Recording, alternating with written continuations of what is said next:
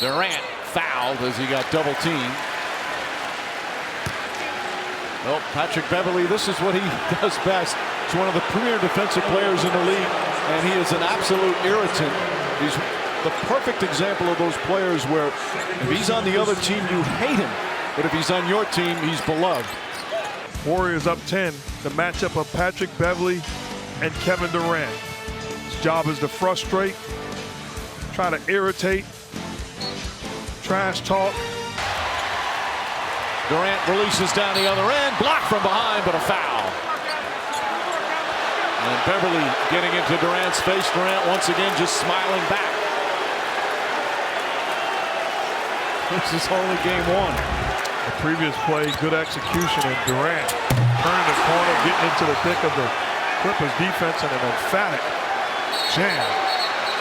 And a technical foul is going to be called, I believe, on Beverley for continuing the conversation. Or are they going to call double technicals?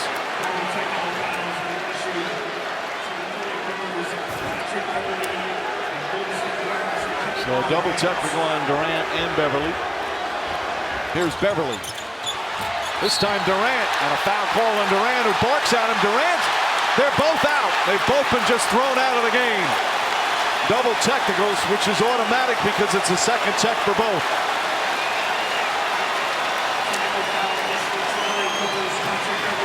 Quick ejection. Ed Malloy wasted no time. They've obviously been warned with that first double technical.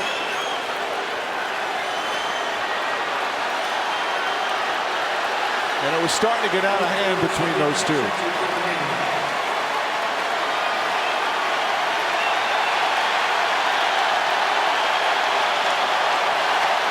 Durant is done for the night with 23 points. Beverley's done for the night.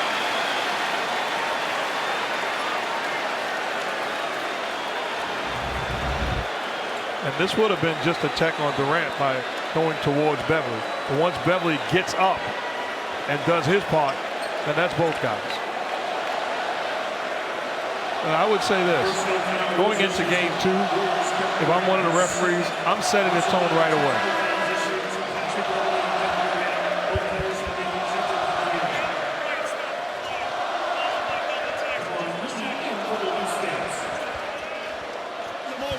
Westbrook against Embiid, and Embiid clobbers him. Lands on top of Westbrook. Shaken up. Yeah. I'm not sure he needs to go after Embiid. Yeah, I'll tell you that.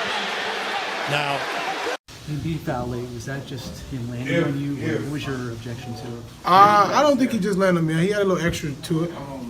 You know what I'm saying? But it's okay. You guys are cool? Russ. What happened with the confrontation there with Russ? It looked like he went for a block and maybe he kind of bobbled the ball and just sort of clattered into him. Is that what happened? I don't know. I think I was going for the block and I think he lost the ball, but I was already in the air and I don't know what,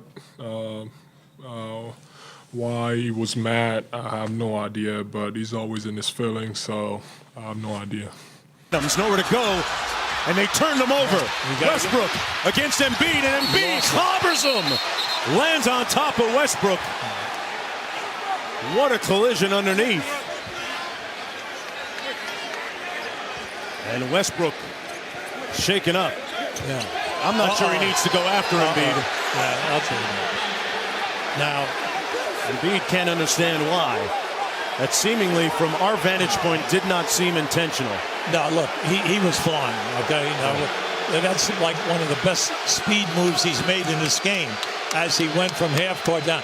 Now, you got to do now, you got to stay under control because you're going to get fouled. You do not want to get a technical. Now, just watch it.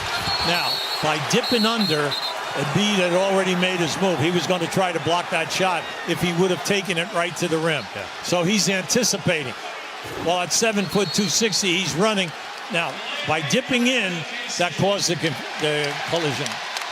And Mark Davis just called a delay of game against Pacers in the quarter, 17-7, and they were up 13 at the half. Here comes Butler. Warren spinning him around, and Butler not happy with that. Had to be restrained by Leroy Richardson. Jimmy, do not take yourself out of that New York weekend. Oh, don't read lips, Heat Nation. Do not read lips. Well, Butler definitely agitated by that spin-around foul from T.J. Warren, and the officials will take a look. Butler is still very upset.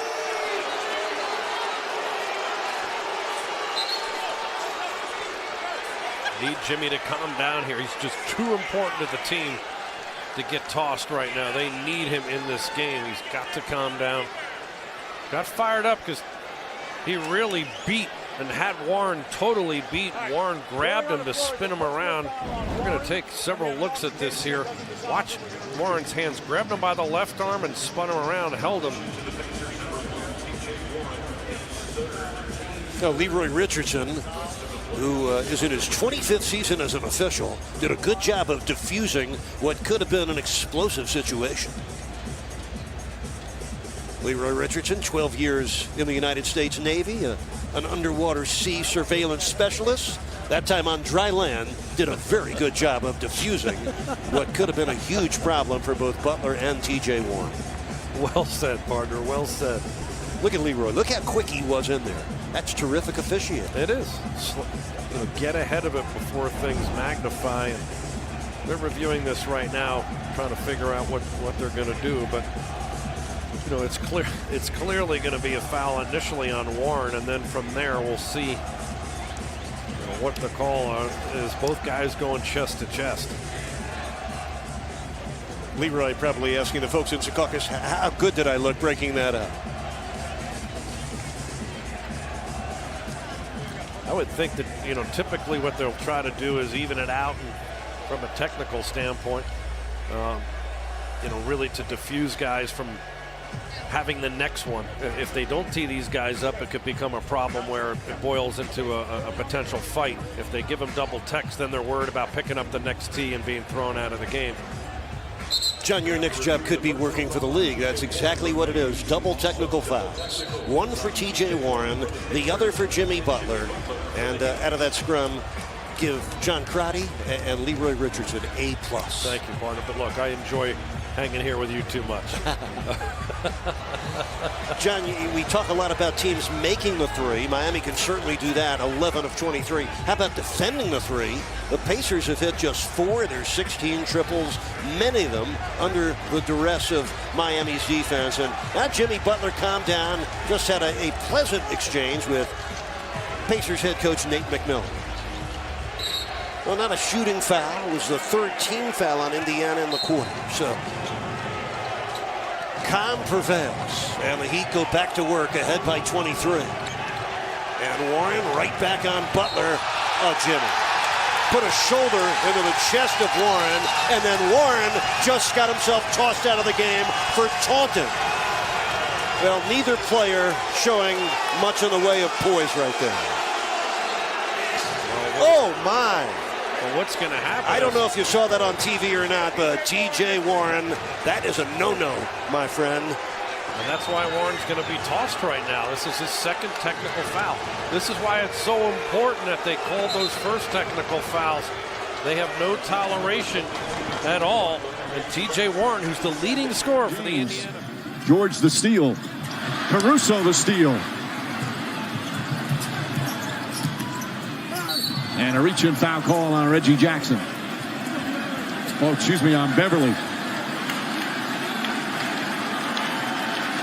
So Beverly, as he wants to do, trying to get under your skin. Beverly with his first. And he's well aware of what he's doing. No, but, okay, so we give Avery Bradley a technical foul, and this isn't? You're absolutely right. This is, Just the consistency. You want the consistency on that. Lou Williams trying to sneak it under Harrell. Offensive rebound taken out of his hands by James. James charging up the floor, and JaMychal Green tries to put a stop to it. And some extra late whistle activity. Patrick Beverley and Rajon Rondo. No, it's actually LeBron James and Patrick Beverly. Rondo going over to James. If they take a look at it, I believe they'll either be a double technical or LeBron will be hit with a technical. The foul is on JaMychal Green. Also, pushing and shoving is fine now.